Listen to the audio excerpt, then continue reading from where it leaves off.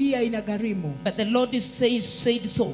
Bwana alisema hivyo. And because he said so, Kwa sababu amesema, he's a faithful God. ni Mungu mwaminifu. He'll be going to provide. Atakuwa anapeana. Because it is his will. Maana ni mapenzi yake. Praise the name of Jesus. Bwana Yesu asifiwe. And if it is his will, kama ni mapenzi kama ni yake, mapenzi yake, praise the name of Jesus, Bwana Yesu asifiwe, ataenda kuprovide. atapeana. Use it to be available. Ni wewe tu upatikane. Praise the name of Jesus. Bwana Yesu asifiwe. So that we can serve God together. Tuweze kumtumikia Mungu kwa pamoja. And I'm happy today Niko na furaha leo. because we have fulfilled the purposes of God. Tumetimiza maksudi ya Mungu. Because he said so. Alisema hivyo. And it has come to pass. Na imetimia. Next month we are trusting God. Juma ingine tunamwamini Mungu. Praise the name of Jesus Bwana Christ. Yesu asifiwe. And now I invite you. Nakupa mwaliko. Praise the name of Jesus. Bwana Yesu asifiwe. The leaders of Christ Gospel. Viongozi wa Christ That Gospel. God will give you a big capacity. Mungu atakupatia uwezo To mkuu. carry this burden together with me. Kubeba mzigo pamoja nami. And we are told Na tumeambiwa that we remove a mind ya ushago. tutoe hiyo mind ya Katululu village. mind, katululu mind. Hiyo katululu Na ya tukaambiwa tutoke. katululu mind haibebangi vitu mingi, katululu ya kawaida. Yaani hiyo simu ndogo haina Huwezi weka capacity. vitu mingi. Hauwezi ukaweka vitu vingi. Tunahitaji si kitu kubwa. Inafaa tukuwe na kitu So that kubwa. tuweze kubeba vitu mingi. For us to be able to carry. And by the grace of God, Kwa neema ya Mungu we'll be doing that. tutakuwa tukifanya It is hivyo. not our program. Si program yetu. Praise the name of Jesus. Bwana Yesu asifiwe. But the Lord has planned it. Bwana amepanga. Na tutaenda pamoja na And yeye. we will go together Na with him. tukinajua tukienda pamoja na If we yeye, go with him, tutaweza kufaulu. we will succeed. Na wengi wetu tunaenda kukua revive. And many of us tutaenda kupata Praise the name uvuvio. of Jesus. Bwana Yesu asifiwe. Wengine munaenda kusukumwa Wengine we be na pushed. kuingia kwa hatima We yenu. enter into our destiny. Praise the name of Bwana Jesus. Yesu asifiwe. So praise and worship Mungu awape neema kubwa. Kikundi cha sifa na abudu, may God Praise grant the you name of grace. watu wa mfuko, pesa tunahitaji. Tulisema Fedha, asubuhi tunataka pesa. tunahitaji fedha. Praise the name of Jesus. Bwana Yesu asifiwe. We need money. Tunahitaji pesa. Maana tukaambiwa injili inahitaji pesa. This gospel needs Kuvaa money. inahitaji pesa. Dressing you need money. Kila kitu inahitaji pesa. Everything you need money. And therefore we need money. Na pia sisi tunahitaji pesa. Praise the name of Jesus. Bwana Yesu I asifiwe. want to welcome each one of you Nataka kukaribisha kila mmoja wenu for this day, the last day of our revival. siku ya mwisho ya uvivio. We began yesterday Tulianza jana and we were so blessed. na tumebarikiwa sana. Praise the name of Jesus. Bwana Yesu And asifiwe. today it is our last day. Leo ni siku yetu ya mwisho. And I believe the Lord will bless you. Natumai Bwana atakubariki. Praise the name of Jesus. Bwana Yesu asifiwe. Akiingia tu nitaachia message yangu hapo. Wakati mtumishi wa Mungu atafika Because hapo I'm waiting for him. tunamngojea. Praise the name of Jesus. Bwana Yesu asifiwe. Najua hata mwingine anauliza anakuwa ni mhubiri ako wapi? Mwingine anauliza where is the preacher? Ako tu anakuja tu. He is just nearby. Praise the name of Jesus. Bwana Yesu asifiwe. Enda na mimi in the book of First King. Kitabu ni Wafalme wa kwanza. First King 18. Wafalme wa kwanza 18. It is our theme. Hiyo ndio mada yetu. Praise the name of Jesus. Bwana Yesu asifiwe. Of this month of this month, mwezi ambayo imetupata mwezi hii, lakini hii revival ni ya mwezi wa 5. Hiyo vivyo ilikuwa ya Mei. So we are coming with the revival of June. Sasa tena mwezi wa 6 tutakuwa na mkutano wa uvivio. Praise the name of Jesus. Bwana Yesu asifiwe. Hallelujah. Hallelujah.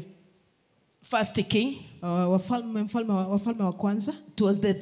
It is the theme of this meeting. Hiyo ndio mada ya mkutano. Praise the Lord. Bwana asifiwe. And the Lord is doing great things. Bwana anafanya mambo makuu. I'll read from verse 44. Nitaanzia 44. I believe you are there. Natumai uko mahali pale.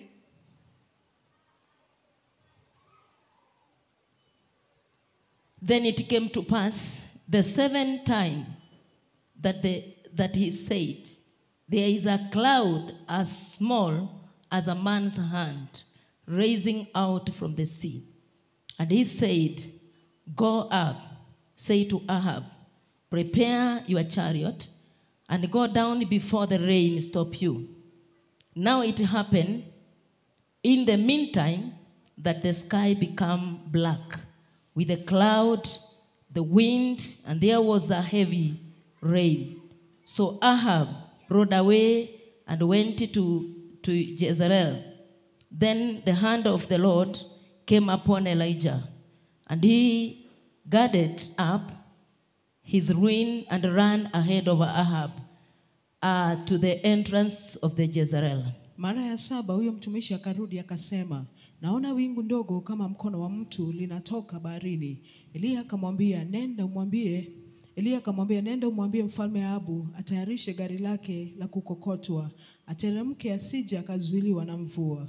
Muda haukupita mrefu, mbingu zikatanda mawingu mazito, upepo ukavuma, pakanyesha mvua kubwa. Ahabu naye akapanda gari lake na kukokotwa akarudi Yezreeli. Nguvu ya Mwenyezi Mungu ikamjia Eliya, naye akajifunga na kukaza joho lake, akakimbia na kumtangulia Ahabu kuingia mjini Yezreeli. Praise the name of Jesus. Bwana Yesu asifiwe. When you read the story, unaposoma hadithi, it was a long journey. Lilikuwa ni safari ndefu. Then before they reach where Ahab was talking about or saying that the rain is coming. Kabla kufikia mahali ambapo wanasema mvua inanyesha. We know the story. Tunatambua hadithi. Between the Jezebel, Ahab and Elisha. Kati ya Eliya, Ahabu na Jezebel. And the whole of Israel, na Israeli nzima, they were confused. Walikuwa wamechanganyikiwa. They don't know who is the true God. Hawajui Mungu wa kweli ni nani. But they thank God.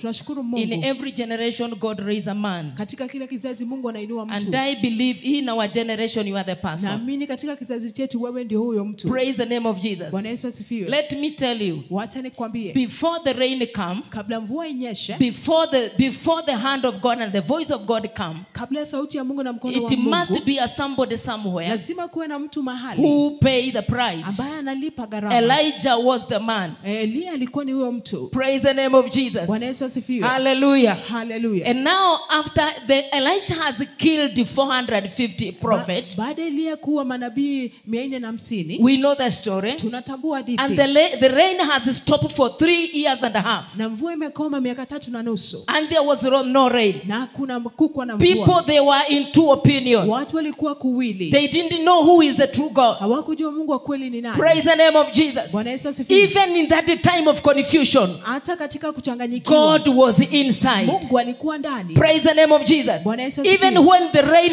is not coming, wakati mvua inyeshi, God was inside. Mungu alikuwa ndani. Praise the name of Jesus. Bwana Yesu asifiwe. When there is no voice that is speaking to you, wakati hakuna sauti inazungumza the Lord nawe, is inside. Bwana ako ndani. Praise the name of Jesus Bwana Yesu Christ. asifiwe. And he was waiting at appointed time. Alikuwa anangoja wakati mwafaka. And I believe this is our time. Naamini ni wakati wetu. This is our time as a Christ gospel. Ni wakati wetu kama huduma ya Christ. This is the time of in our personal level. Ni wakati wetu kwa mtu To kibinafsi. rise up. Tuinuke. Praise the name of Jesus. Bwana Yesu asifiwe. And that is why he's saying, na ndio sababu anasema ndio maana isei, tukuwe na mauvuvio kila wakati. Yani tuwe na revival every kwa now and then. sababu majira yako yamefika. Because your season has arrived. Praise the name of Jesus. Bwana Yesu asifiwe. Your season has come. Majira imewadia. Elisha is in the mountain praying. He's sending his servant to look. Anatuma mtumishi. But he's saying, anasema, I can hear the sound of the rain. Naweza nikasikia. What I want to decree. Kile nataka kutangaza. As I invite the servant of God, that I can hear the sound of the rain. In the realm of the spirit, there is the sound of the rain. And the rain is about to come. Praise the name of Jesus. The rain is about to come. Hallelujah. And the Bible says, in the first time, he said, I have not seen anything. The second time, the third time, the fourth time, the fifth time. Praise the name of Jesus. But Elisha says, 7 times. Praise the name of Jesus. Go back until 7 times. I've come to speak to somebody that you have been checking and you are getting nothing. But your time has come. You are 7. Mara yako ya 7. Praise the name of Jesus. Mara yako ya 7 imefika. Praise the name of Jesus. There is a small cloud. There is a small cloud. I can see a small cloud. Let me tell you something. Listen to me. Because nimejua some of you here. Maana najua baadhi. We have been walking with you since we began the ministry. Tumetembea pamoja tangu tuanzishe huduma. Praise the name of Jesus. Bwana Yesu asifiwe. And allow me to mention you. Niruhusu nikutaje. He told me I want to fast. Akaniambia nataka kufunga 3 days. Siku 3. Dry fasting. Yaani mfungo ambao ukuli kitu. I want you to give offering. Nataka utoe matoleo. Tangu tuanze safari, since we started, sadaka yenye ananipeanga ni 200. Anapatiananga 200. Na sina shida kwa sababu hiyo ndio 1000 yake. I don't have that problem. Lakini juzi yesterday alinipea ngiri. Alipatiana 1000. Praise the name of Jesus. Bwana Yesu asifiwe. Akanipea 1000. Nimejua tangia tukianza safari. And I said this is the cloud. Nikasema hii ni wingu. Inatoshana na mkono. Like a hand. Bwana Yesu asifiwe. Praise Jesus. Hallelujah. Hallelujah. Akasema naenda kufunga. Akasema I'm going for fast. Tukaomba kama nimeshika. We pray. Mimi najua nimefinya, mimi najua ni 200. Akajua ni 200. Praise the name of Jesus. Bwana Yesu asifiwe. Kwa hivyo nasema mimi nienda tu na 200 yangu. Anasema let me go with my 200. Lakini wakati nilifungua, akaangalia, nikapata ni 1000. Akapata 1000. Nikasema Mungu, God, umeanza kuja. You are coming. Sijawahi ona hii. I've never seen this. This is the cloud. Hii ni wingu. As small like a handman. I can hear the sound. Nasikia sauti. The sound of rain. Sauti ya mvua. And the rain is about to come. Mvua iko karibu kunyesha. Praise the name of Jesus. Bwana Yesu asifiwe. Kuna watu watanishikisha 10,000. Watu watakuwa wanapea 10,000 here. Wengine watanishikisha 100,000.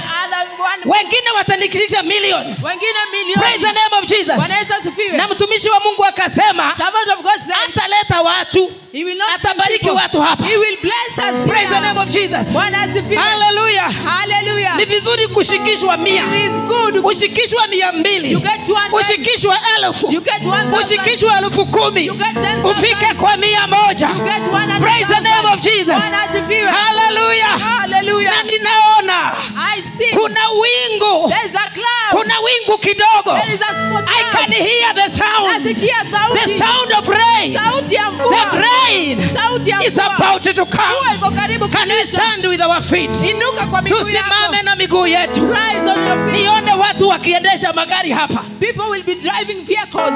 Praise the name of Jesus. Bwana asifiwe. Hapa. Here. Wewe kuwa mwaminifu na 100. Be faithful with 100. Be faithful with 200. Kuwa mwaminifu na 200. Be faithful with 50. Kuwa mwaminifu na 50. One day. Siku moja. You will bring 10,000. Utaleta 10,000. Another day. Siku nyingine. You will bring 100. Utaleta 100. Another day. Siku nyingine. Utaniambia pastor tukutane KCB. Tukutane KCB. Kwa sababu hiyo pesa ni mingi. Because it is a lot of Haiwezi money. bebeka. You cannot carry. Anauliza bishop uko wapi? Askofu uko wapi? Can I see you tomorrow at 10? Nikuone kesho saa 4. Kindly. Tafadhali.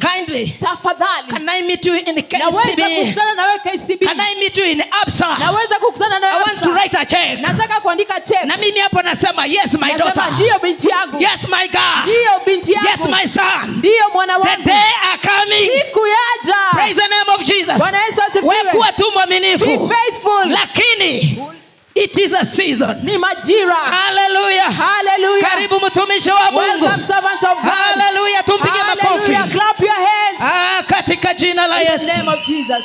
Amen.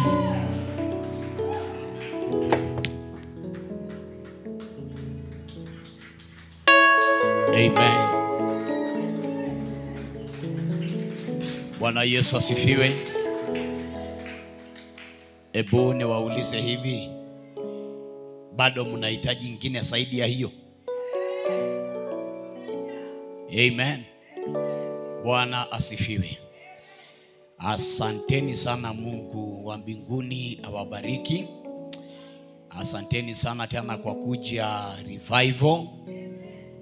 Biblia inasema musiache ushirika kama ilivyo desturi ya wengine. Na Elijah aliomba mara 7. Na si mara 7 ya hit and run. Ni mara 7 very serious. Maana ni mbingu unaamurisha wafanye. Sio watu, ni Mungu. Alafu Elijah alitaka kuprove ya kwamba mimi ni mtu wa Mungu. Kama vile Mungu alikosa kunyesha, ninaamini sasa kutanyesha. Bwana asifiwe. Kwa heshima kubwa sana nataka kuwashukuru wote. Asanteni kwa kuja ibada. Asanteni kwa kila juhudi, asanteni kwa hospitality mumenipatia. I didn't need, sikutaka zaidi ya hiyo. Hapo ile huduma mumenipatia, singetaka zaidi ya hiyo. That is enough for me. Sababu gani? Mimi nikikujanga kuhubiri mahali, mimi nahitaji vitu 3. Jambo la kwanza, nahitaji microphone kama hii niko nayo, ambaye haisumbui na haichoshi kifua. Na hiyo moja nimepata. Jambo la pili, mimi natakanga nilale kitanda ambaye haina vumbi na haina baridi na haina kunguni. Na hapo mahali nimelala Cosmat. Kwa hivyo hizo vitu nilikuwa nazihitaji, nimesipata. Bwana asifiwe. Sababu gani? Mimi si mhubiri complicated. Pana. Maana mwenye kazi si complicated. Yesu hajachanganya injili. No. Bwana asifiwe. Alafu kitu moja, sitahubiria viti. Lakini nikikutana na kitu iko na kichwa na iko na masikio na inakaa mwanadamu, na hubiria yeye. Mnanielewa kile ninasema? Ninasema hivyo maana baada ya dakika kidogo neema yangu itakuwa imeisha hapa.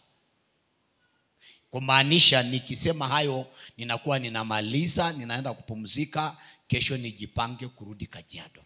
Kwa hivyo askofu, mimi nikiendaga mission, mimi natakaga tu microphone nzuri, alafu kitu kingine nimesema na enough time ya kuhubiri. Na kusema ukweli mumenipatia. Na kwa sababu mumeaminika, na mimi ninaamini Mungu anayeaminika atawabariki. Hebu muangalie jirani, mwambie tutabarikiwa. Mwambie jirani, angalia nyuma mahali umetoka na mahali tuko, kuna mahali tunaenda. So Mungu wa mbinguni awabariki na awatende wema. Mnakaa ni kama mungekuwa pesa ningewaweka kwa mfuko niende na nyinyi Kajiado. Lakini kwa sababu nyinyi ni wanadamu, nyinyi muendelee kukaanga Eldoret na sisi tukae Kajiado. So Mungu awabariki na awatende wema. Askofu, naomba mketi. Askofu, nataka kushukuru Mungu kwa kuni host ama kunikaribisha bila kunijua. Sababu gani? Wahubiri ni wanadamu. Kumaanisha mwanadamu ana udhaifu wake. Na ndio nimewaambia hapo, I am not a complicated preacher. Mimi si mhubiri ambaye ninachanganya vitu, maana watu tayari wamechanganyikiwa. Na kama watu wamechanganyikiwa na wahubiri wamechanganyikiwa, si tutaharibu hii kazi. So mimi I am a very simple preacher. Mimi ninahubiri kivyangu, na ukikosa kunielewa sijui ni nani utamuelewa dunia hii. Let me tell you the truth. Ukikosa kunielewa sijui utamuelewa nani. Na mimi ninakulaga kila kitu mwanadamu anakulaga, as long as inaendaga kwa tumbo, as long as ni chakula. Na kile kitanifanya nitapike itakufanya wewe ukufe. Ndio mimi nilimwambiaga Mungu nishughulikie, kwa sababu sijui kule nitaenda, nitaitwa. Kuna siku niliitwa na nikakosa nimeitwa wapi. Nimeitwa, nimepigiwa simu, mtu ametengeneza poster, akatengeneza masaa ya kuhubiri, kwenda mahali niliambiwa hakuna. Amen. Bwana asifiwe. So nimeshukuru sana watu wa Mungu, uongozi wa kanisa, wamama ambao nimeona mumeshughulika, mumejaribu, mnaweka vitu kwa meza mpaka nitashindwa. Hii vitu zote mnamletea nani? Nitakula gani na nitaacha gani? Na katumbo yangu ni kadogo. By the way, ni kumaanisha mko matajiri. Maana matajiri hawamalisagi. Ndio unaonaga wanakuaga na fridge kumaanisha kuna kile wanakula na wakishindwa kumaliza wanahifadhi. Na leo ninaomba kila mtu apate fridge. Na kabla hujapata fridge, pata kile kinayokwangwa kwa fridge. Amjanielewa? Nasema hivi, leo hii kila mtu awe na fridge. Na kabla hujapata fridge, pata kile kinawekwangwa kwa fridge. Glory be to God. Kanyama hapo, kasamaki, kaugali ya jana tunaweka hapo, ndio tushughulikie leo. Glory be to God. Bwana Yesu asifiwe. Kwa hivyo Mungu awabariki. Wamama, Mungu awabariki. Imagine hapa ni karibu tu, ni mali tunaweza woko. Unajua Bishop, mimi nimelelewa nchi kafu. Mimi sijalelewa hii maisha ya samani. Sisi tulikuwa tunaenda kilomita nyingi kuhubiri injili, na unaenda kuhubiri na hakuna maji na hakuna sadaka na hakuna mtu utamuitisha, unarudi kwenyu. Imagine saa hii mnakuja mnanifungulia mlango, sijui mnafanya nini, sijui mnanifungulia gari ya kaka. Bwana Yesu asifiwe. Mungu awabariki. Na kuna message mama ameniandikia na nikasikia nihubiri. Mama mke wangu ameniandikia message, yani ananiambia, Bishop, nitakuruhusu nitakupatia tukimaliza hiyo message usome. Yani nimeambiwa mimi ni mume. Yani nimeambiwa glory be to God. Yes. Yani nikiwa hapa nimeandikiwa message nyingine very serious, yani ambayo ilinifanya nikajua nimeambiwa wewe ni mume wangu, sijui wewe ni mume wa watoto wangu. Hallelujah. Yani hiyo message inanifanya hata ni jina la Bwana libarikiwe. Hebu gusa mwambie you are blessed in Jesus name. Mwambie wewe umebarikiwa. Angalia mtu na kama ana shughuli na wewe, songa gonga, mwambie umebarikiwa. Mwambie you are blessed, you are not cursed. Wewe ni kichwa, wewe si mkia. Haujalaniwa, umebarikiwa. Uko juu, hauko chini. Hautakopesha, utakopeshana. Hautaenda hospitali maana una afya. Hautabaki nyuma, utasonga mbele. Kila mtu aseme mimi nimebarikiwa. Sema kuanzia leo nimebadilisha mavazi. Kuanzia leo nimebadilisha style ya kula. Kuanzia leo hata walking style nimebadilisha. Maana Jehova amenikumbuka. Bwana amenibariki. Bwana ameniinua. Katika nchi kafu Mungu anainua millionaires. Biblia inasema ya kwamba msiyatafakari mambo ya kale, msiyakumbuke mambo ya zamani. Maana sasa hivi ninafanya jambo mpya. Naweka chemichemi ya maji katikati ya jangwa. Naweka njia katikati ya bahari. Naweka njia katikati ya bahari. Nitakuinua, maana Biblia inasema lisilowezekana kwa wanadamu, kwa Mungu inawezekana. Sema kwa Mungu inawezekana. Sema kwa Mungu inawezekana. Kwa Mungu inawezekana. Inawezekana niwe na afya. Inawezekana niendeshe gari. Inaendesha nikae vizuri. Inawezekana. Wapendwa, mimi ninahubiri hivi na unaniona nimejipanga kwa kiwango yangu. Hata wewe utatoboa. Jina la Bwana libarikiwe. Hebu muangalie, mwambie angalia yule mhubiri, hata mimi nitaweza. Mwambie angalia huyo Maasai kutoka Kajiado. Nyinyi mnafikirianga ni mashuka tunajuanga kufaa. Hata sisi na kupiga simba tunakemeaga jamaa mwingine kanaitwa shetani. Huyo jamaa huwa tunamkemea. Injili tunahubiri ya Yesu. Bana tumekombolewa. Mimi ni Maasai kwa kuzaliwa, lakini mimi nina DNA ya Jehova. Nina DNA. Na ndio maandiko yanasema ya kwamba kilichosaliwa na Mungu lazima kishinde dunia. Kilichosaliwa na Mungu lazima kishinde dhambi. Inua mikono, sema yeah! Yes. Nimekuja tu kukuambia kwako kunawezekana. Amina. Yeye uamini, usipoamini. Maana kuna watu hawaamini. For example, sio wewe, ni huyo ako karibu na wewe. Sema mimi naamini. Hebu kila mtu aseme mimi ninaamini. Hebu niwatangazie, inawezekana tuinue cathedral ya glass. Hapa ni padogo sana, hii kashule iondoke hapa. Kuna kitu inaenda juu, maana Mungu anatupeleka sehemu fulani. Kuna mahali Mungu anatupeleka. Kuna sauti ya mvua, kuna sauti ya mvua, kuna sauti ya baraka, kuna sauti ya kupanuka, kuna sauti ya kuendelea, kuna sauti inasikika inasema, mwambieni Ahab, something is coming. Ondoka kwa njia, maana kuna kitu inakuja. Somebody say hallelujah.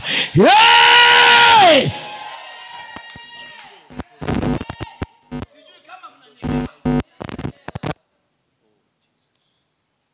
Niliwaambia mimi sio mhubiri wa kupimiwa hewa.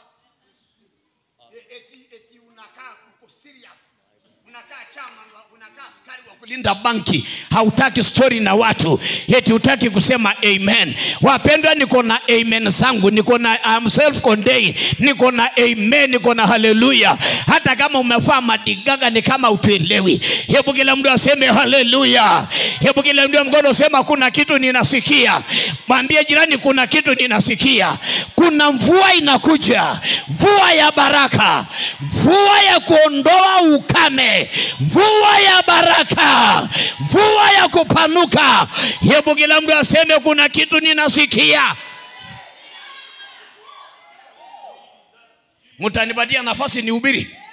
Will I preach to you? Can I give you another bite? Can I preach to you? Kila mtu aseme, kuna sauti. Kuna sauti inakuja, inaondoa ukame, inavunja umasikini, inavunja kila nira.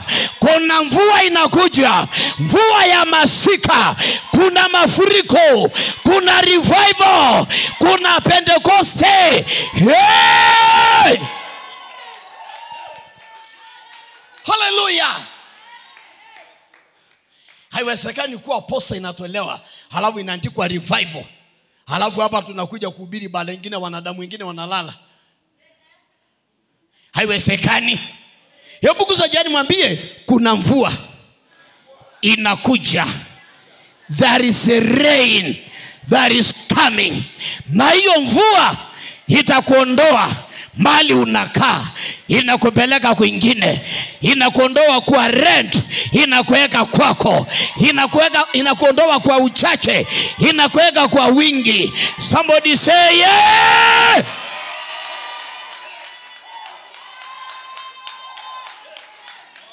Munanisikia? Biblia inasema ya kwamba msitoke Yerusalemu mpaka mpokee nguvu. Baada ya huyo roho kuja, mkikipokea mtakuwa mashahidi kutoka Yudea, Samaria mpaka misho ya nchi. Leo nimekuja kuwanyanyua kidogo kwenda another level. Level ya maombi, level ya revival, level ya kubarikiwa, level ya kumiliki, level ya kutawala. Hapa kuna viongozi kwa hii kanisa, kutokea women rep, inawezekana governor, inawezekana anybody, maana chochote chaweza kutokea Nazareti, chochote chaweza kutokea. Somebody say amen. Na ndio maandiko inasema, and let the weak say that I am strong. Machozi yanatoka usiku, lakini asubuhi furaha yaja. Your morning is knocking the door. Asubuhi yako inabisha mlango. Mkae kidogo. Mnanielewa?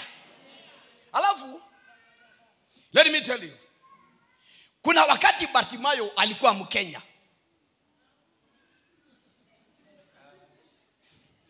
Hapo katikati kau Nigeria ikaingia ndani ya Bartimayo. Sababu gani? Wakenya ni wastaarabu. Wakenya hawaamini radicality, hamuamini mambo ya nguvu na force. Tunaelewana? Wakenya ni wastaarabu. Amen iko chini. Mkiulizwa mtabarikiwa, mnauliza lini? Hallelujah. Mkiambiwa mtaendesha magari, unajiuliza ni nani amewaiendesha kwetu ndio mimi niwe wa kwanza. Ukiulizwa utaolewa kwa harusi, Unauliza mama yangu aliibiwa pamoja na dada yangu na wote hawako kwa ndoa. Sasa mimi ni nani? Let me tell you, wewe ni tofauti. Ni vile ushiki. Hebu mwambie sio mimi. Hallelujah. Mwambie mimi niko unique, mimi ni tofauti sana. Kama watu wengine wanakugaga, mimi sianguki. Kama kanisa wengine washirika wanatokanga, na hii kanisa itatokwa na washirika. Tutaendelea kujaa. Kila mtu aseme kuna mvua, kuna mvua, kuna mvua ya baraka, kuna mvua ya kuotesha. Ndio Ayubu akasema kuna matumaini kwa mti wowote uliokatwa, ijapokuwa misisi hunyauka chini ya udongo, lakini kigusana na maji itachipuka tena. Sema nitachipuka tena. Sema nitachipuka tena. Sema nitachipuka tena. Sema nitachipuka kibiashara, kiroho, kimawazo, nitachipuka.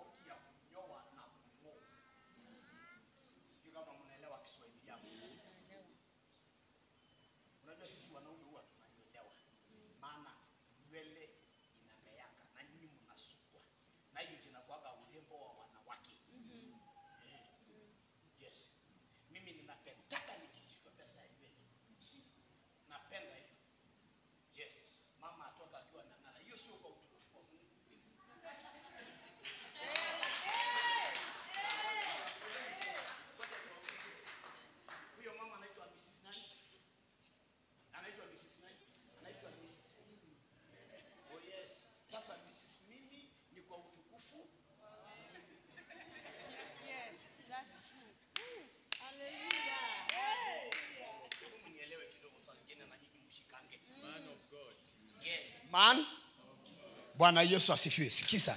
Sasa mama aking'ara ni kwa utukufu wa nani? Si wa utukufu, si kwa utukufu wa Jehova. No, wangu. Maana she's ni wangu. Glory be to God. Siku ile tuliowana kuna kajina iliondoka. Uzuri wa mke wangu alifanya hivi. Siku ile alichukua ID, aliweka jina yake moja. Ya katikati ni yangu, ya tatu ni yangu. Kumaanisha no, na kuna gia ya reverse. Alikujianga. Unaonanga mtu alikuja. Unasikiaga mtu alikuja, hebu muulize wewe ulikujanga ama ulinini. Unajua kuna watu wanakuaga na wasiwasi saa zingine, hata mume akikuuliza ninakupenda, unamuuliza nitaona baadaye. Si uonage saa hiyo, maana hapo ndio mko. Jina la Bwana libarikiwe. Hebu kila mtu aseme tunapenya, tunapenya. Na kile kinasababisha upenyo ni mvua ya masika. Kile kinasababisha upenyo ni mvua ya baraka. Mungu awawe. Hebu tusome Psalms 68 verse 9. Hallelujah. Mko sawa? Hey, Mungu sajani mwambie niko sawa. Mwambie jirani niko sawa. Hallelujah. Psalms 68 verse 9. Psalm 68:9. Mtusomee kwa Kiswahili na mtusomee kwa Kiingereza. Kwa Kiingereza, you gave abundant showers, oh God. Ngoja kidogo. You gave abundant showers, oh God. Yes. You refreshed your weary inheritance. Aya, Kiswahili. Mtu mwingine asomee kwa Kiswahili. Waraka sama. Kila mtu aseme mvua, mvua, mvua, mvua, mvua, mvua. Hallelujah. Aha. Mungu, ulinyesha mvua ya neema. Urithi wako ulipochoka uliutia nguvu. Sasa ngojeni kidogo. Kasi ya mvua ni nini? Jambo la kwanza ni kurefresh. Come on. Ni kufanya nini? Ni kurefresh. Jambo la pili, inatutia nguvu wakati wa kuchoka. Sijui kama kuna mtu ninahubiria hapa. Kila mtu apokee mvua, pokea mvua. Pokea revival, pokea uzima. You know mvua inasimamia kitu tunaita the Holy Spirit, Roho Mtakatifu. Mtakatifu. Jina la Bwana libarikiwe. Hallelujah. Huyu Roho akija, mvua ikifika, tunatoka from natural to super. Come on. We are getting out of natural to super. Yani tunatoka kwa kawaida tunaingia kutokuwa wa kawaida. Hebu kila mtu aseme, kuanzia leo nafanya mambo ambayo sio ya kawaida, kwa sababu ninapokea mvua ya masika, mvua ya kututia moyo. Na ndio Biblia inasema ya kwamba wale wanaomngoja Bwana watatiwa nguvu mpya na watapaa kama tai. Hebu kila mtu apokee mabawa, apokea mabawa, paa kama tai, mabawa ya biashara, mabawa ya kusonga mbele, mabawa ya kutawala. Tumekataa mwendo wa kuku, tumekataa mwendo wa ndege wa kawaida. Leo tunapokea mabawa ya tai, maana tunapokea power. Mahali tumechoka, mvua inatutia nguvu. Mahali tumechoka, we are refreshed. Hebu niwaulize hivi, nyinyi watu wa Eldoret mnaelewa kitu kinaitwa refresh? Okay, unasikia kuna sherehe imepangwa. Imefanya nini? Kama harusi fulani ama graduation fulani, wanasema after the occasion, after there will be. Mnajua nyinyi mnashika people, you are too slow. Yani thereafter there will be refreshment, kumaanisha kuna vinywaji, kuna kuku, kuna sama. Hallelujah. Sasa leo hii baada ya mvua kunyesha kutakuwa na refreshment. Baada ya mvua kunyesha kuna refreshment. Baada ya mvua kunyesha kuna refreshment. Baada ya mvua ya masika kuanguka kuna refreshment. Hebu kila mtu aseme, roho ya ukafu sio sehemu yangu. Sema, leo hii nimekataa ukafu. Roho ya brokenness nimekataa. Roho ya kunywa madawa nimekataa, because thereafter.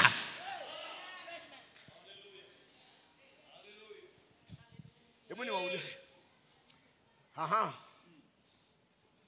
Bwana siwe. Unajua the problem is, ile shida niko nayo hapa mimi kulingana na mimi. Kila mtu aseme kulingana na mhubiri. Mimi nahubiria millionaires.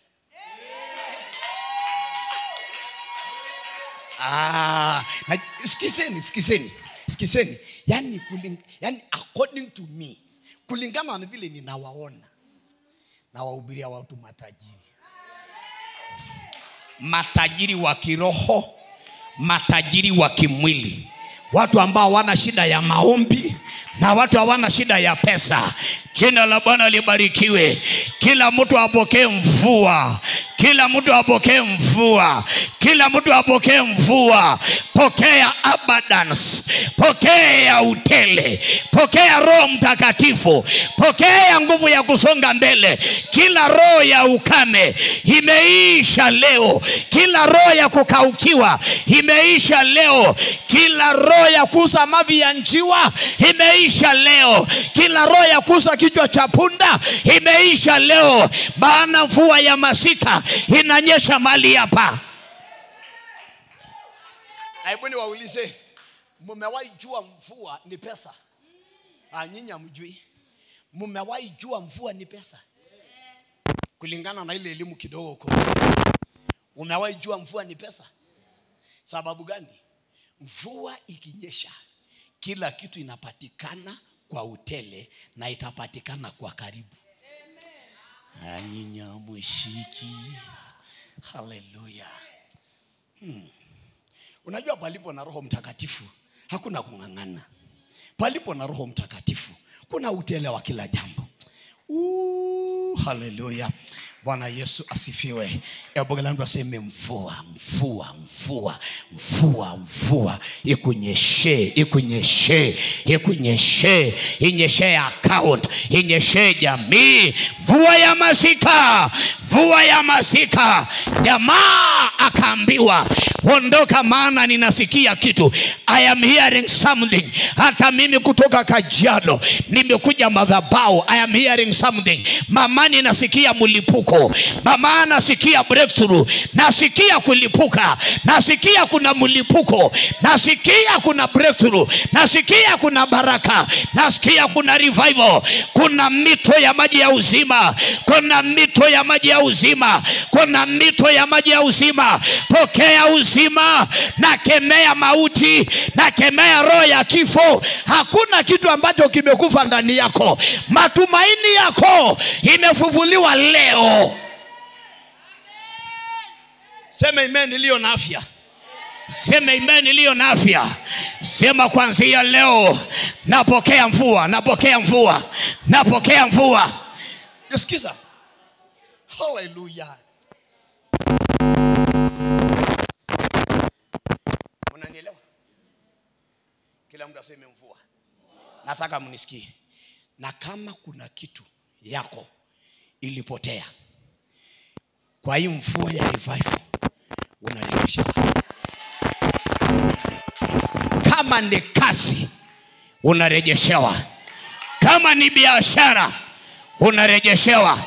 Kama ni ndoa unarejeshewa. Kama anything ambacho kimepotea tunarejeshewa leo. Rejeshewa afya, rejeshewa uzima, pata passport. Hallelujah. Jameni mnanielewa? Glory be to God. Kila mtu aseme narejeshewa. Hebu fanya hivi, sema narejeshewa. Sema napata mara 7. Baada ya mvua ya masika. Maana aliambiwa, maana Elijah hakuwa na haraka, kwa sababu kama Mungu ni wa upande wetu, ni nani mwingine aliye na uwezo wa kuwa kinyume nasi? Alimwambia ondoka mzee, maana kuna mvua inakuja na ikifika hautaendelea kusonga. Na mimi sina haraka. Mwanaume alijikusanya akajiachilia style ya rocket, maana mkono wa Jehova ulikuwa juu yake. Na leo nimetangaza, pokea mvua ya uzima, pokea mvua ya urejesho, pokea mvua ya mavazi, pokea mvua ya mjengo. Ninainua contractors hapa, ninainua contractors hapa, watu waliobarikiwa, millionaires, millionaires, kina Philemon, watu ambao kwa wanatarajiwa lakini saa hii ni wa maana. Na achilia udhamana juu yako.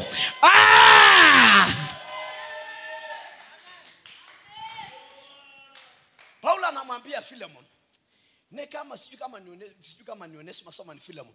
Anaambia ulikuwa unakaa kumbafu, lakini siku hizi naona unashika. Amen. Bishop, hii ni industry ya Mungu. Wanadamu wanatengenezwa. Hapa ni mali wanawake wanaundwa. Yes. Kuna wase wawili wa Kimasai walibishana. Mmoja anasema sitaki church, na mwingine anamwambia Muse, wewe hujui church ni nini. Wanabishana. Mwingine anamwambia siesi enda church. Mwingine anamwambia ero miyolo yesida na kanisa. Anamwambia hujui sisi. Akalimwambia I say mke wangu alikuwa shetani. Tulikuwa tunaishi nyumba mbili, tulikuwa tunaishi nyumba moja. Yeye analala kivyake na mimi nalala kivyangu. Akinipatia chai ananirushia. Saa nyingine ninahepa ni kama anataka kunimwagia. Lakini alipoenda church alitengenezwa, akawa mke wa heshima. Siku hizi ninakuja vile ninataka. Siku hizi nakuja nyumbani ninasalimiwa, ninapewa hug. Ndio unaniambia wewe kumbafu sana. Kanisa ni mahali pazuri. Kwa hivyo ninataka kuambia hii ni kiwanda ya Mungu. Wanaume wanatengenezwa. wanatengenezwa, wanabiashara wanatengenezwa hapa, watu wa kusonga mbali wanapatikana hapa. Ndio Daudi alisema nilifurahi waliponiambia twende, maana hapa ni mali wanaume wanaundwa, hapa ni mali watu wanapata pesa, maana mwenye nyumba hii ni tajiri. Wacha niwapatie ushuhuda iko hapa. Kuna bishop anaitwa Maina. Maina si kijana, Maina ni mzee. Na wakati Maina alifanya mtihani wa KCSE alipata B by that time, wakati wa Moi na rudi nyuma. Sasa badala Maina aende university, akaenda church kuomba. Vijana wengine wakaenda kazi, Maina akabaki tu akilia mama. Maana ilia mama inakaanga ujinga. Hii ilia mama. Saa nyingine inakaanga kuchanganyikiwa. Lakini let me tell you, hii ilia mama imebeba gari, ilia mama imebeba wanaume wa nguvu kama hujaolewa, ilia mama imebeba passport ya kwenda ng'ambo, ilia mama inatoa mtu Ngusironi na mlete Eldoret. Yani kakijana Masai alikuwa anachunga mbuzi. Bishop, tukimalizana hapa kuna picha nitakuonyesha. Yani kakijana wa wenyewe, hata kameno kametolewa, lakini ya mama imenileta Eldoret na muja boeka na mimi kwa sababu ya ria mama. Hebu mwambie jirani, ria mama imebeba kesho yako. Ria mama inapasua mbingu. Ria mama inafanya urafiki na Jehova. Somebody say yeah. Hebu kila mtu apokee mvua, pokea roho. Somebody say yeah.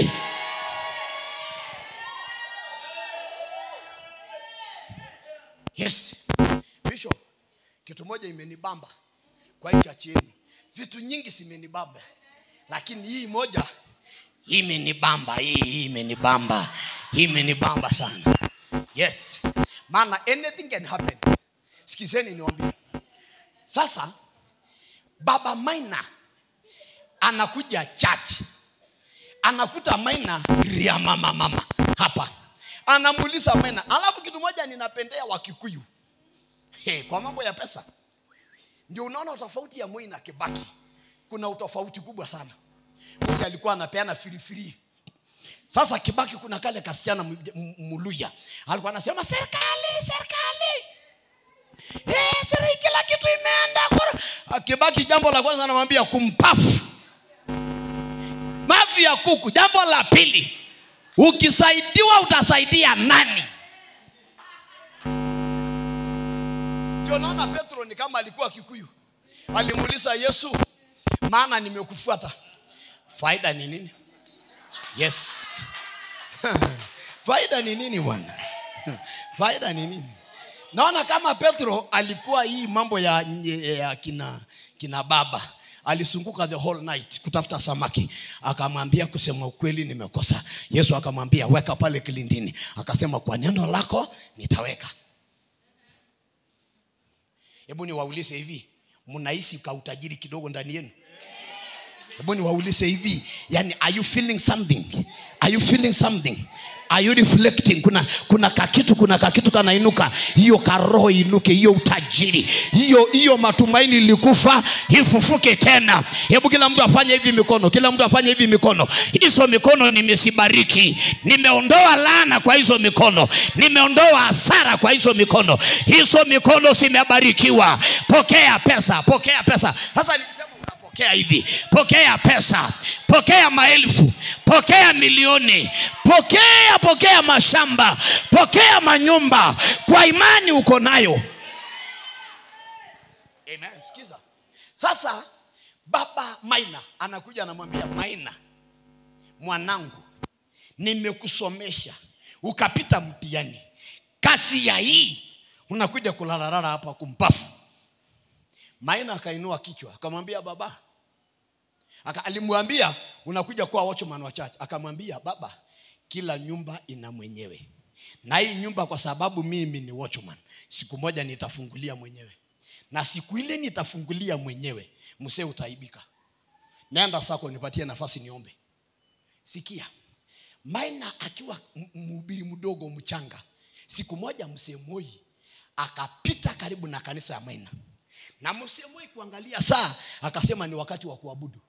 Akaambia watu wake, hapa ndio tutaingia. Hapa kwa Maina. Maina kujaribu kushangaa, watu wameingia, wanamwambia jipange kiasi, mtukufu rais anakuja. Na akaambiwa na usibadilishe ujumbe. The same ubiri, Musa akaingia. Musa kuingia. Ibada ikiendelea, ndio nimesema ninapenda hii. Musa akarusha 1 million hapa. 1 million, haleluya. Maana Biblia inasema fungua kinywa chako nami nitakujaza. Sasa Musa aliporusha 1 million, akauliza Maina, uwanja ni wenu? Maina akamwambia si yetu. Mwambieni mwenyewe anione. Mwambie mwenyewe. Jambo la pili, waambieni hawa watu wako hapa na ni Catholic waondoke. Hiyo sehemu imekuwa yenu. Maina Jumanne kuja State House. Hebu mwambie hiyo ni mvua, hiyo ni mvua inaanza kunyesha.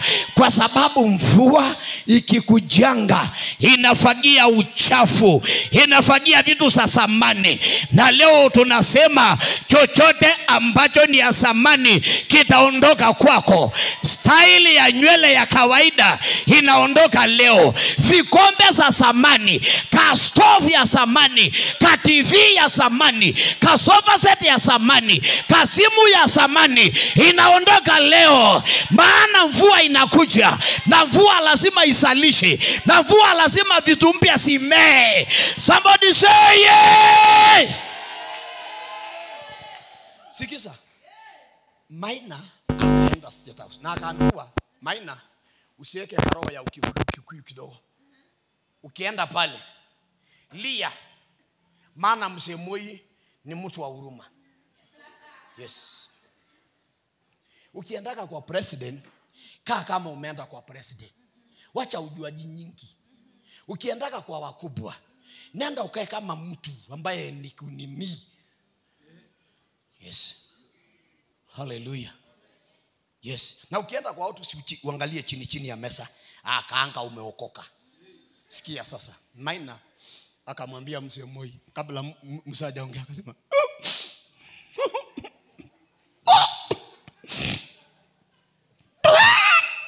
Musa anamwambia, my son, kijana wangu, nyamaza. Musa anamuuliza ni nini? Musa anamwambia, baba mtukufu rais, baba wa inchi, hii huduma nimeteseka, nimetukanwa. Musa anamwambia, nyamaza, unataka nini? Akamwambia, daddy, hata my father hanipendi. Kwa sababu akaambiwa, tuliza kidogo, sikuambii maneno yote, lakini sikiza. Kile Maina alikuja nayo, mzee alichimbiwa maji nyumbani.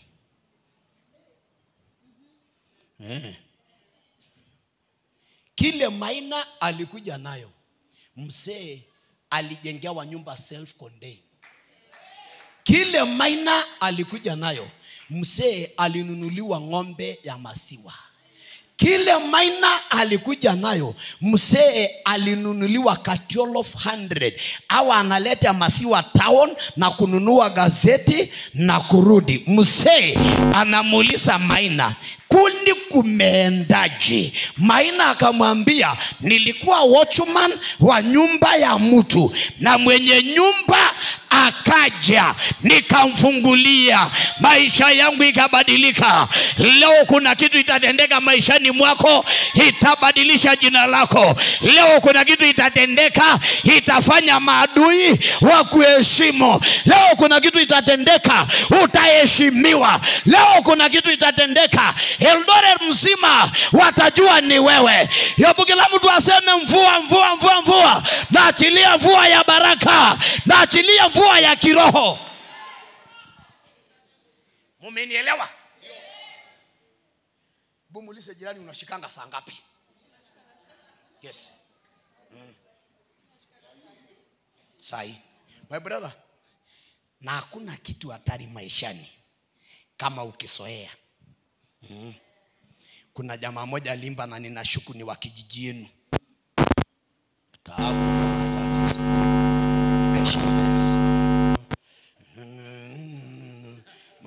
Mwambie mimi sijazoea. Mwambie sijazoea chokochoko.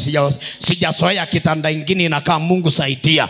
Yaani mkilalanga kama ijanguka mnaamka kushukuru Mungu. Kastuli lingine inamwaga chai. Kitanda ni ya kushikilia. Simu imefungwa na mpira. Radio iko na mende. TV ni ya black and white. Mwambie jirani yote nimekataa. Na leo ninakubaliana na vitu mzuri. Maana mvua inanyesha. Mvua inaleta revival. Mvua inaleta uzima. Mvua inaondoa ukame. Mvua inaondoa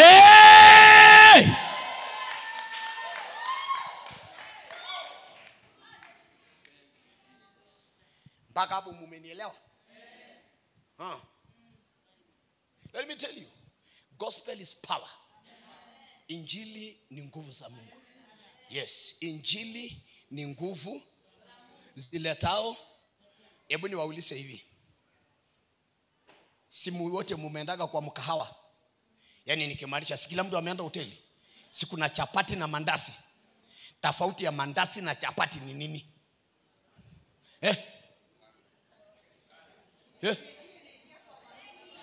Ngoja kidogo. Twende polepole kama wanafunzi wazuri. Hebu tuanze hapa. Tofauti ya chapati na mandasi ni nini? Shape na vile imepikwa.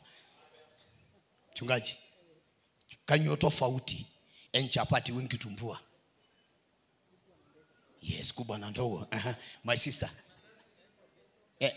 Wow, very good. Hebu mpigie makofi. Yaani tofauti ya chapati na mandasi zote ni ngano. Na zote zinapikwa na mafuta. Na zote zinapikwa na moto. Lakini tofauti ni kitu kinaitwa baking powder. Hallelujah. Yaani Bishop, injili ni kama baking powder. Inatengeneza watu, inakupatia shape, inakupatia kutamanika. Naachilia leo neema. Somebody say hallelujah. Hebu kila mtu aseme napokea mvua. Pokea mvua ya baraka. Pokea mvua ya uzima. Bishop, tunapokea mvua ya pesa. Hey! Somebody say yeah. Yes. Mumenielewa? Nitahubiri mpaka msikie kuna ubiri wangu. Kuna haja nitoke Kajiado all the way kuweka hiyo nauli yote kwa mfuko. Alafu hapa nikuache kuna kitu kama hiyo. Kama ulikuwa unangethia, hapa ninakuacha ukiwa umekamata network. Kama ulikuwa na karoho ya kuogopa na kujaza roho ya ujasiri. Kama umeishingi kuogopa uchumi, leo tembea kichwa juu. Nena kama mtu aliyebarikiwa. Amuka, oga vizuri, chapa brush, chapa marashi, ingia katikati ya mji. Somebody say hallelujah. Maana Biblia inasema waofu wanakimbia bure pasipokuwa mtu wa kuwakimbiza, lakini wenye haki ni wajasiri kama simba.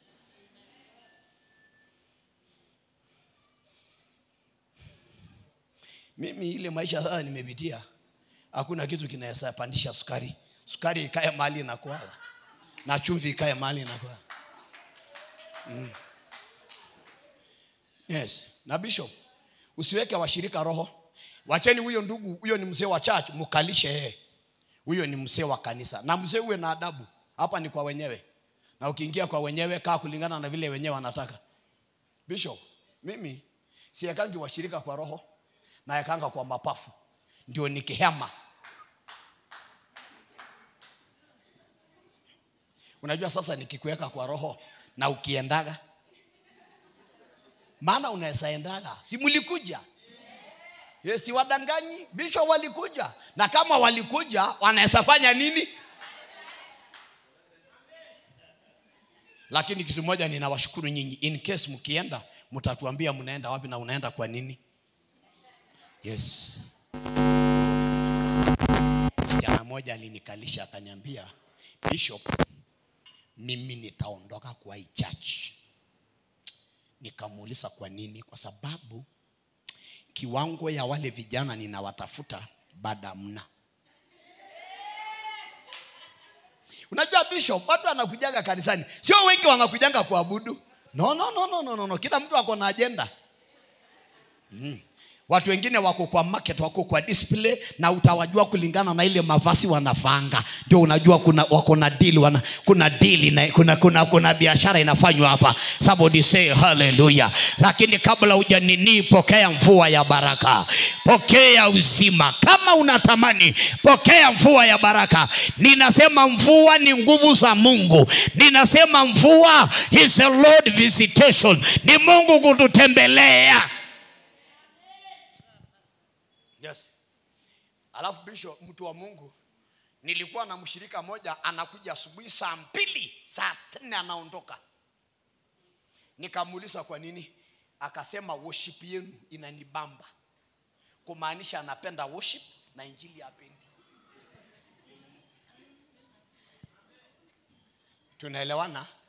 Tunaelewana? Kila mtu aseme mvua. Kila mtu aseme mvua. Kila mtu aseme mvua. Kila mtu aseme mvua. Sema ninyeshe leo.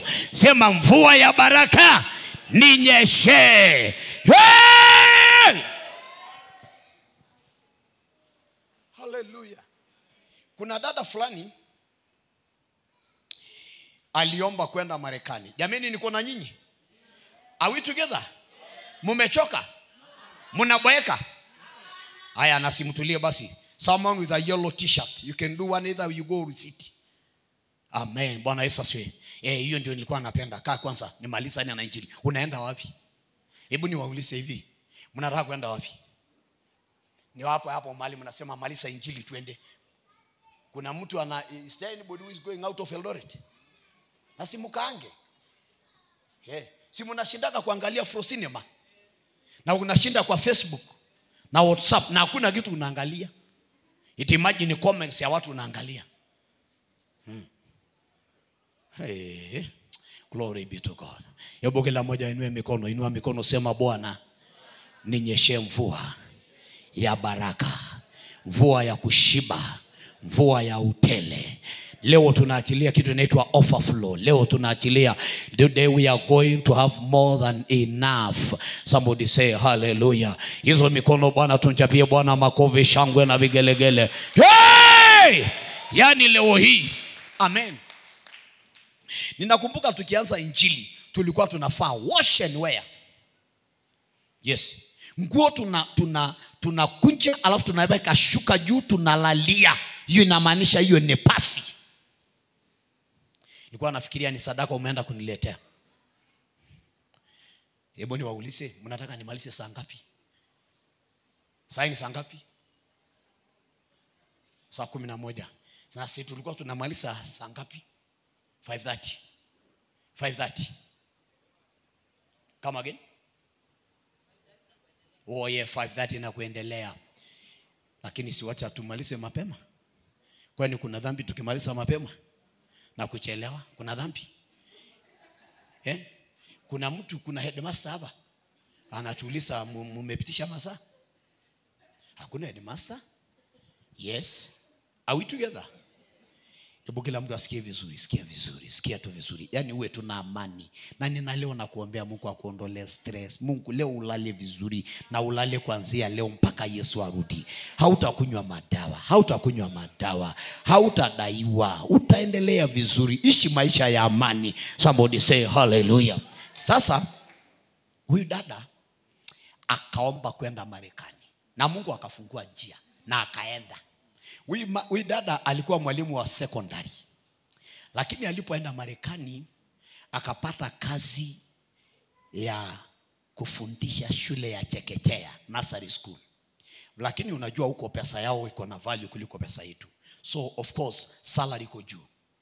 Lakini kwa sababu wa Kenya tunakuaga na tabia nyingine ambayo sitawaambia. Unajua nyinyi wa Kenya mnakuaga very rude. Mkenya akiingia kwa hoteli anasema, "Wewe, lete chai." No, unaingiaga unasema, "Excuse me, naomba uniusie chai." Hiyo sasa ndio lugha safi.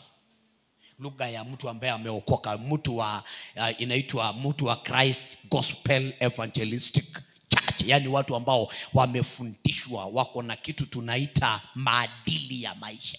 Ukiona tu mtu wa gospel utajua tu, yani kwa sababu ni wadada wameokoka, wamejazwa roho, well dressed. Hallelujah. Naona na nyinyi hamunishiki. Si nimewatabiria? Ukiona wazee wa gospel inaitwa nini, Christ, yani utawajua ni wao, maana ni wakarimu, watu hawana vituko. Amen. Sasa huyu dada akamkemea mtoto wa mzungu, na mtoto akaenda kumstaki, na dada akastakiwa, akapatikana na makosa, akafungwa sel. Kutoka kasi ilipotea, ulitoka Kenya au otherwise. Sasa akaja ibada kama hii, akakutana na mhubiri Mkenya, one of my best friends, mhubiri wa nguvu sana. Alipokuja kwa ibada, mhubiri akamwambia, Mungu ananiambia atakubariki, utafanyika milionea. Akajiangalia hivi, nani? Na vile wadada mnajuanga kuweka kasua, nani aje? Wewe nani? Sasa alipoambiwa hivyo hakuamini, lakini mhubiri alitabiri na akarudi Kenya. Yule dada kidogo kidogo kukapatikana mama moja mzungu mzee tajiri, na watoto wake hawana nafasi ya kumwangalia. Yule dada akapata kuajiriwa kuangalia yule mama, na analipwa mshahara vizuri, na akaaminika. Baadaye mama akasongesha miaka, akaandika will, akasema, maana sasa mimi sijui nitakufa wakati gani, ninaomba leo mali zangu sinapogawiwa, msichana huyu Mkenya, maana ameaminika atakuwa na sehemu ya mali yangu. Jina la Bwana libarikiwe. So sasa wakati mama alidefect, sasa wakati mama alikufa, yule dada alipewa vitu, manyumba, mashamba, magari, mpaka akashangaa. Siku moja akakumbuka ya kwamba kuna mvua ilisemekana itanyesha, na imenyesha saa hii. Hebu mwambie jirani, amini hiyo mvua ya baraka, amini mvua ya kukuinua, amini hiyo mvua, amini, amini, amini. Kazi yako ni kuamini, kazi yako ni kusema yes. Hebu kila mtu aseme yes. Sema yes. Sema utajiri, yes. Kuinuliwa, yes. Kukaa vizuri, yes. Hebu tumshangilie Bwana kwa makofi, shangwe na vigelegele. Sikia, yule dada akilala, Mungu akamletea ile picha ya yule mhubiri.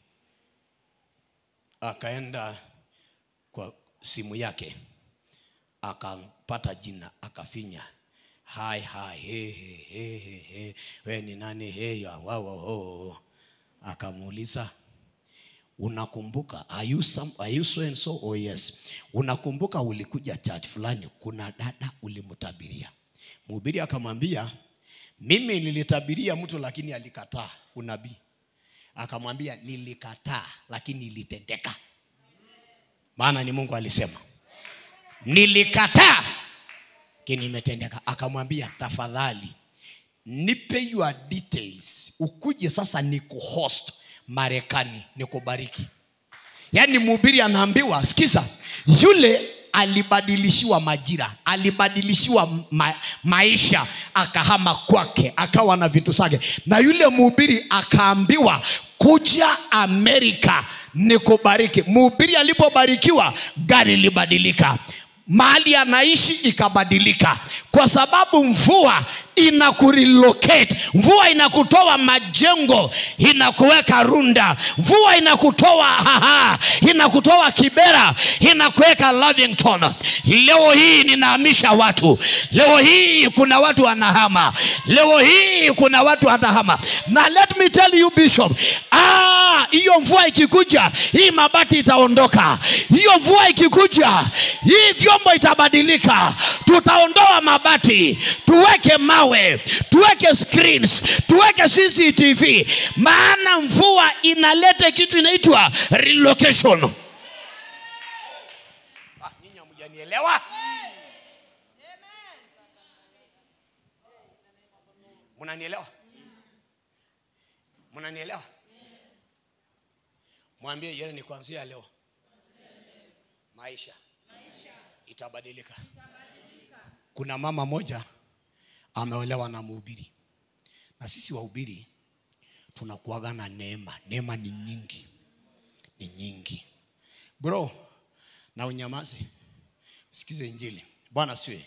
Sasa asubuhi akamwambia mzee, yaani wanaume wakiletanga vitu, wewe hakuna siku unaletanga? Mwanaume akamwambia, siletangi, lakini leo nitaleta. Mwambie jirani, leo mambo itabadilika. Yaani pastor akisimama karibu na barabara, jamaa fulani akaja ameendesha Mercedes Benz, akasimamisha, akamuita, akamuuliza, wewe ni nani? Wewe ni mchungaji? Ndio. Sasa fanya hivi, nataka unitafutie shamba.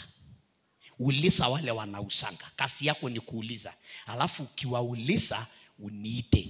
Na kabla kitambo upate, shika hii 1,100 ndio ukaange ukiningojea.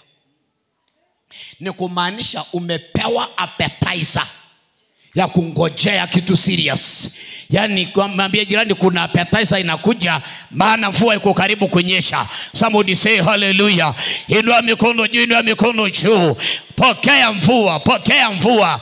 Roho ya ukame ikaondoke, roho ya kutoshiba iondoke, roho ya kuvaa matambara iondoke, roho ya kuvaa nguo za bei ya chini iondoke leo, maana mvua ya masika inanyesha.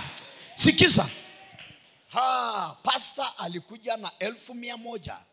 Hallelujah. Ramasaka tamuriandele bobobo. Alikuja tu akikakaa na mama, akarushia kwa meza. Mama anaangalia ni kama anaota, ni kama Afro Cinema. Anamuuliza, umetoa wapi? Akamuuliza, nilikuambia siletangi, lakini leo hii nimeleta. Mimi nataka tu kuwachangamsha kidogo ndio mkange kama watu waliobarikiwa. Mimi nataka tu nikusaidie ndio ukae kama, wacha kukaa kama umetoka tu Uasin Gishu. Unajua kwa lugha ya Kikwetu Uasin Gishu ni ng'ombe tu, tuko na dawa hivi. Mimi nataka ukae kama mtoto wa Mungu ambaye Mungu amekutuma hapa duniani, ukaange ukiakilisha ufalme. Jina la Bwana libarikiwe. Hebu tumpigie Yesu makofi, shangwe na vigelegele. Nataka mnisikize. Okay, saa hii tuko na ambassador wa Kenya ako China, anatuwakilisha. Anajiakilisha, anajilipia nyumba. Hata nimesikia hata Colgate yenyewe hanunuangi. Ni serikali ya Kenya wanamshughulikia. For example, kuna mhubiri anahubiri hapa kunaitwa Christ Gospel. Hata tishu yenyewe sinunui, gharama yenu. Sikizeni, wacha nikwambie, wewe ni mtoto wa Mungu hapa duniani. Wacha kukaa kama IDP. Wacha kukaa kama ulitupwa. Wacha kama unakaa ni kama uko karibu kuondoka. Yaani unakaa uko suspect wa kwenda mbinguni. Hauendi. Nimekuja kucancel hiyo safari, hauendi. Hebu kusajani mwambie hatuendi. Jina la Bwana libarikiwe. Inua mikono tumpatie Bwana sadaka ya makofi, shangwe na vigelegele. Hey! Imani ni kuamini hata kama hauna. Kuna mhubiri fulani rafiki yangu sasa yako Marekani, siku moja kwa nyumba yake. Na warembo mtulie. Bwana asiwe. Jameni tuko pamoja? Na wauliza tuko pamoja? Mnanipata? Kila mtu aseme mvua. Kila mtu aseme mvua. Sema mvua inaondoa ukame. Inaondoa vitu ya samani. Mvua inaleta mambo mapya. Sikiza. Kuna mhubiri rafiki yangu alikaa kwa nyumba yake hivi, akakaa kwa meza, akamwambia kijana wake, kaa hapa na akamwambia mama, kaa hapa. Mama anamuuliza, ni mchezo gani leo unataka kufanya? Imagine, kumbe mhubiri anaendesha gari kwa imani katikati ya nyumba, anasema wangango yotuai. Mama anamuuliza, wacha John, wachana na mchezo uko nayo. Haya ni kazi gani unatufanyisha? Lakini kesho asubuhi mzee fulani anamuuliza John kuja kwa hoteli fulani, kuja tukunywe chai. Wakikunywa chai pole, anamwambia leo Mungu ameninenea nikupatie ufunguo ya gari. Hebu kila mtu apokee funguo, pokea funguo, pokea nyumba, pokea baraka, pokea passport, pokea uzima. Hey! Somebody say hallelujah. Hebu tumchapie Bwana makofi. Kuna mvua ya masika, kuna mvua inanyesha, mvua ya kiroho, mvua ya baraka, mvua ya pesa. Na sio hiyo, na kampatia 20,000 akamwambia in case of anything nenda weka mafuta. Mhubiri alifanya nini? Aliharakisha gari mpaka nyumbani. Akamuuliza mama, wewe please get out. Toka. Kaa hapa. Wewe ngayoko, kaini hapa nyuma yangu. Kumaanisha vijana wadogo, ketini nyuma yangu. Sasa akainua gari. Sasa sio imani, ni kitu yenyewe. Kwa maana imani ni kuamini hata kama una. Hebu kila mtu afanye hivi, ninaendesha kwa imani. Na ufungue mlango kama tajiri, na ufunge mlango kama tajiri. Sasa ukiendaga nyumbani, ongojea ufunguliwe. Maana hapo kuna soja. Gate yenyewe inafunguliwa na remote. Hapo ndio mvua inatupeleka. Mvua inaondoa ukame. Somebody say yeah. Mumenielewa? Hebu tusome wote kitabu cha mwisho, Psalms 40 verse 1. Tusome mpaka number 3. Verse 40.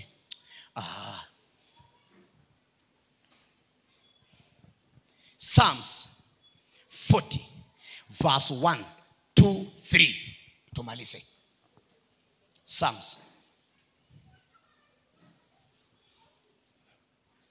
I waited patiently for the Lord. Oh yes. He turned to me and heard my cry. Uh-huh. He lifted me out of the slimy pit, Uh-huh. out of the mud and mire. Uh-huh. He set my feet on a rock and gave me a firm place to stand. He put a new song in my mouth, a hymn of praise to our God. Many will see and fear the Lord and put their trust in him. Hebu mtu asome kwa Kiswahili. Alafu tuwe tayari kusoma 1 Corinthians 15:9. 1 Corinthians 15 verse 9. Alafu tumalize. Nalimngoja Bwana. Nilimngoja nani? Bwana kwa saburi. Nilimngoja nani? Aha. Akaniinamia. Yes, sikio. Akakisikia kilio changu. Akanipandisha toka shimo la uharibifu. Oh yes. Toka udongo wa utelezi. Aha. Akaisimamisha miguu yangu mwambani. Akaziimarisha hatua zangu. Oh yes. Na akaweka wimbo mbe. Sasa sikiza. Nilimngoja Bwana kwa subira. Akaninamishia sikio. Akasikia kilio changu. Akaniondoa katika shimo la uharibifu. Akasimamisha miguu yangu mwambani. Akaweka wimbo mpya ndani ya kinywa changu. Akaimarisha hatua. Come on. Kila mtu apigie Yesu makofi kwa sababu ya hiyo. Kila mtu aseme Psalms 40 ni sehemu yangu. Yani mvua inatuondoa katika shimo la uharibifu, anasimamisha miguu yetu mwambani, anaimarisha hatua zetu, na anatuondoa katika shimo la uharibifu. Hebu kila mtu aseme nimepokea hiyo. Hebu mtu anisaidie kusoma 1 Corinthians 15 alafu 9 alafu tumalize. 1 Corinthians 15 verse 9. Oh yes. For I am the least of the apostles, Uh-huh. and do not even deserve to be called an apostle, Oh yes. because I persecuted the church of God. But by the grace of God, I am what I am. And his grace to me was not without effect. No, I worked harder than all of them, yet not I, but the grace of God that was with me. Whether then it is I or they, this is what we preach, and this is what you believed. achia hapo. Paulo anasema niko vile nilivyo kwa sababu ya neema ya Mungu. Yaani nimehubiri kuliko nyinyi wote, lakini sio mimi. Yaani Paulo anasema mimi niliyesaliwa kwa wakati ambaye si wangu. Yaani kumaanisha mimi nimesaliwa wa mwisho, lakini nyinyi wote mlionitangulia nimefanya kazi zaidi yenu. Lakini sio mimi nimefanya, ni neema ya Mungu, haijakuwa bure. Come on. Hebu kila mtu aseme neema. Neema. Kila mtu aseme neema.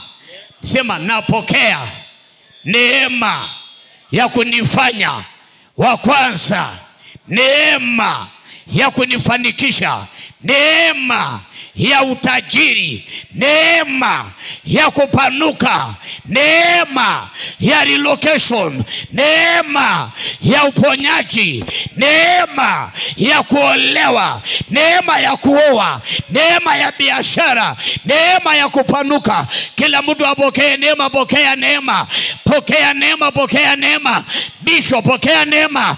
Utakuwa mojawapo ya wahubiri watakuwa wameshine kwa mji kwa sababu ya neema. Sio kwa nguvu, sio kwa uwezo, sio kwa utakatifu, sio kwa bidii, lakini ni kwa neema. Ni kwa neema ya Mungu, ni kwa neema ya Mungu, kwa neema ya Jehova, kwa neema ya Mungu. Neema ya kunawiri, neema ya kushinda, neema ya kupigana vita. Kila mtu apokee neema.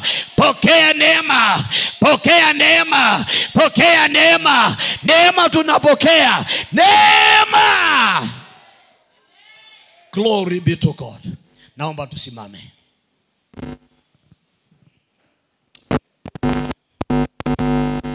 Oh, hallelujah. Glory be to God. Hebu niwaulize, ni wangapi wanasikia wamebarikiwa? Ni wangapi wanasikia kabisa Bwana umeninenea? Ni wangapi kabisa wanamwambia Bishop ulikuwa kiroho tukiweka hii revival? Ni wangapi wanamwambia Bishop ulikuwa kiroho? Bwana Yesu asifiwe. Kila mmoja inue mikono juu. Baba yetu uliye mbinguni, jina lako litukuzwe. Tuweke ka worship. Jina lako litukuzwe. Jina lako litukuzwe. Jina lako limitiwe. Koraba sakala babo rantele bokoriama ripala masikala babo ridima yansala bala makarabo yantolo bokoriama selebo ripele meridima yansa. Inua mikono juu. Tunakushukuru Mungu wa neema. Neema inarahisisha, mvua inarahisisha. Makarabo sandele beridima yansalababo makarabo. Hebu mtu imbie tuka kitu inakaa neema. Tafuta wimbo yuko karibu na neema. Shalabariantolo ripataka zakalababo ridima yanselelelelelelele makarabo yandolobo sikalaba. Bwana anaachilia neema ya kupanuka, neema ya ushindi, neema ya kutufanya wasio wa kawaida. Shala maridima repeteko sikalaba makarabo yandelebo sikalama. Thank you Holy Spirit. Tunakuabudu. Inua mikono juu. Weka sura ya unyenyekevu moyo wako, ukanyenyekee. Makaraba sandala babo repele meriandelebo sikalaba makarabo soloborida repeteko sikalaba la makarabo sandele beridima repele meriandolobo sikalaba. Bwana naachilia neema. Bwana achilia neema yako juu yetu. Achilia neema, achilia neema, achilia neema, achilia neema, achilia neema, achilia neema, achilia neema, achilia neema, achilia neema, achilia neema. Rapataka sakalaba randelebo sikalama repeteko sikalaba.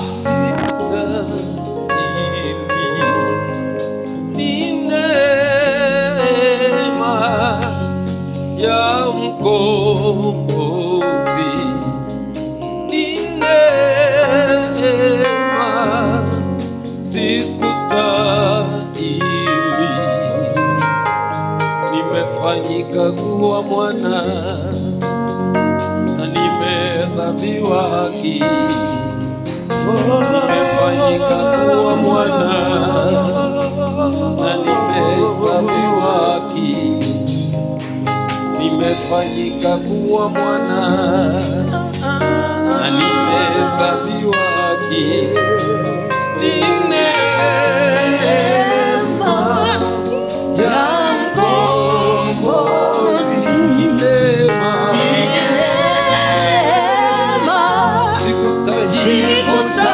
Sikustahili, neema ya mkombozi, ni neema.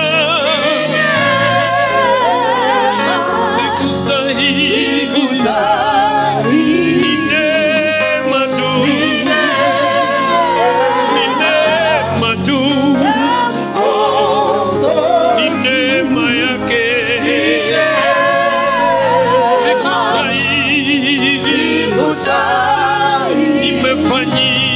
Nimefanyika kuwa mwana na nimehesabiwa haki. Nimefanyika kuwa mwana na nimehesabiwa haki. Nimefanyika kuwa mwana na nimehesabiwa haki. Nimefanyika kuwa mwana, nimefanyika kuwa mwana, nimehesabiwa haki. Nimehesabiwa haki. Nimefanyika kuwa mwana, nimefanyika kuwa mwana. Repele meriantala musika la babo. Rimala mamariantolo. Hebu tutulie kidogo. Nataka kila mtu inua mikono juu. Ikiwezekana shika kichwa yako na mkono moja, ama weka yote miwili kwa kichwa chako. Hiyo kichwa, hizo mafikira, ninakuombea mawazo yako yafikirie mambo makubwa. Mawazo yako yafikirie mambo makubwa. Mafikira madogo nimekataa na kutabiria na kuombea mafikira ya kuona mbali, mafikira ya kupanuka, mafikira ya utajiri, mafikira yanayoona Mungu anaweza.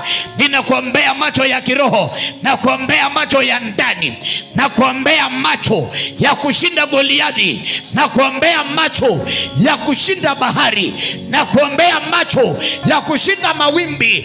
Pokea mawazo ya kuolewa, pokea mawazo ya ndoa iliyobarikiwa, pokea mawazo ya biashara, pokea mawazo ya kushinda. Na ni katika jina la Yesu Kristo aliye Bwana na Mwokozi nimeomba nikiamini. Shika roho yako, shika roho yako, na kuombea amani, na kuombea amani, na kuombea amani leo. Pokea amani. Kila roho ya kusumbuka ondoka leo, na achilia amani juu ya roho yako. Naomba ufanikiwe kama roho yako ilivyofanikiwa.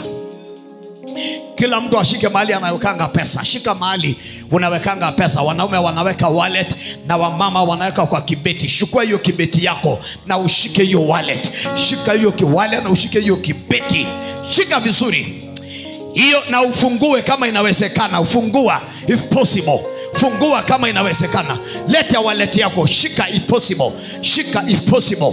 Kwa imani, kwa imani, kwa imani, kwa imani, kwa imani, kwa imani. Kila mtu ashike vizuri. Kila mtu ashike wallet. Shika wallet.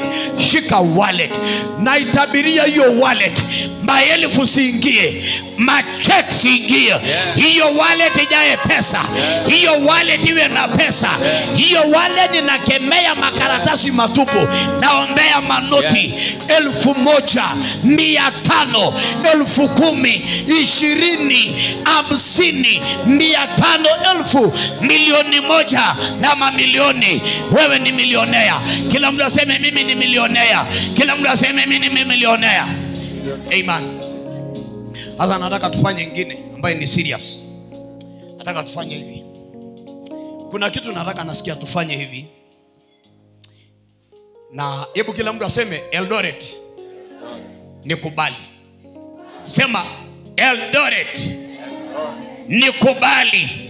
Sema ulimwengu wa biashara unikubali. Mahali popote nitakaa, nitafanya kazi, hiyo roho inikubali. Pokea biashara ya Eldoret, pokea uchumi, pokea utajiri, pokea ukulima. Amen. Na kama wewe ni mgonjwa, pokea uponyaji. Kama wewe ni mgonjwa, pokea uponyaji. Kama wewe ni mgonjwa, pokea uponyaji. Kama uko na stress, naondoa stress. Kama uko na madeni, na kuondolea madeni kwa jina la Yesu Kristo. Hebu kila mtu angalie nyuma, angalia nyuma, turn back. Ita watu, sema wanadamu, njoni hapa. Hii kanisa ni yenu. Mtaja jina, mwambie njoo hapa. Tunakuhitaji Njoroge, Maina, Elizabeth. Tunawadai hapa. Hii ni kanisa lenu. Mungu ako na nafasi na nyinyi hapa. Tunadai watu. Tunadai kila kabila. Tunadai wanadamu wa kila aina, matajiri, masikini. Tunawadai katika jina la Yesu. Tudai magari siingie hapa. Tunadai magari.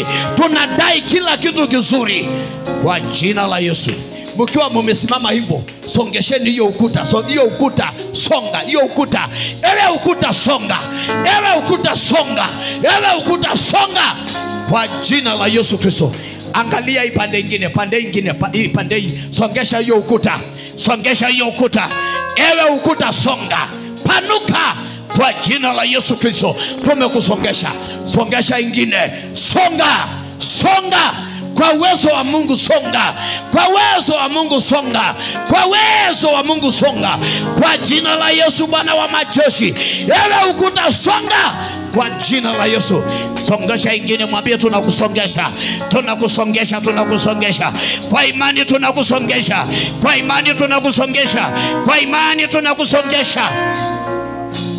Amen. Hebu kila moja ainue mikono kwa sababu ya Bishop.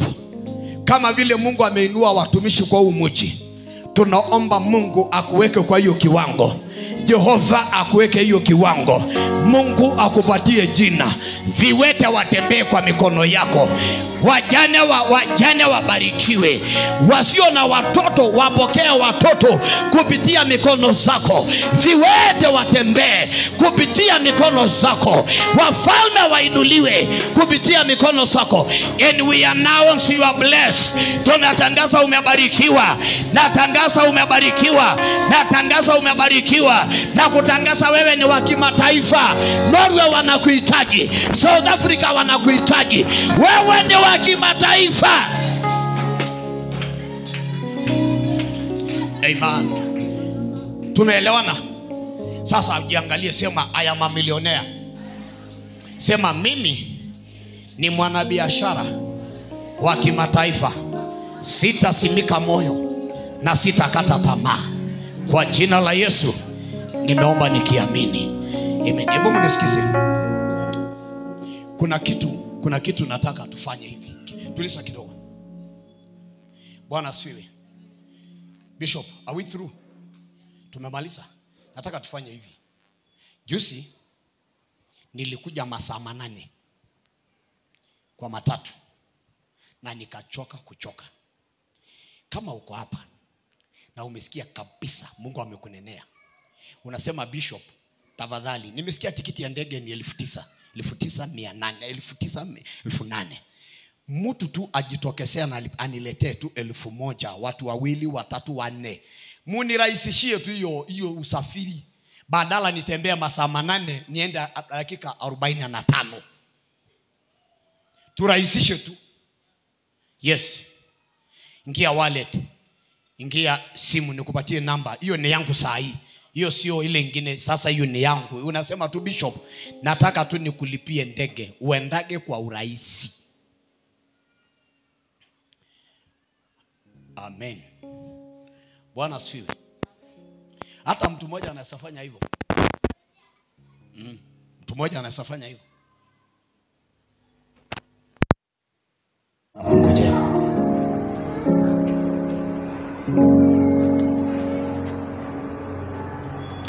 God bless you. This is 1,000. Haya. Bishop. Na hapa kuna 1,000 ingine moja.